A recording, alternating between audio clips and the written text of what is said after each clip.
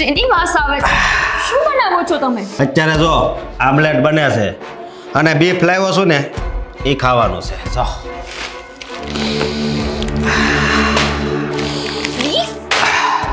Beef એટલે? Beef એટલે ગાયનું માંસ. ગાયનું માંસ? આમલેટ? એનો મતલબ કે તમે નોન વેજીટેરિયન છો? તમને જરા પણ શરમ નથી આવતી? ગાયનું માંસ ખાઓ છો તમે?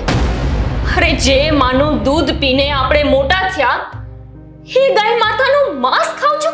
શરમ આવે છે મને કે મેં તમારી સાથે લગ્ન કર્યા. અને આમ પણ તમને અમુક સમાજના લોકોથી તો બહુ તકલીફ છે ને. યાદ કરાવવું પડશે કોનાથી તકલીફ છે તે. પણ એ ધર્મના લોકો જે ખાય છે એ ખાવું છે. અફસોસ કે મેં તમારી સાથે લગ્ન કર્યા, પણ આ અફસોસ સાથે હું નહીં જીવી શકું. હું તમારી સાથે જીવવા નથી માંગતી. મને તમારાથી ડિવોર્સ જોઈએ છે. કેમ કે જે માણસ માનો ન થયો તે કોઈ બીજી સ્ત્રીનો કેવી રીતે થવાનો? ગાયને હું મારી માં માનું છું, પૂજા કરું છું એની. અને જે માણસ એનું માંસ ખાતો હોય ને એવા વ્યક્તિ સાથે હું એક પલ પણ નહીં રહી શકું.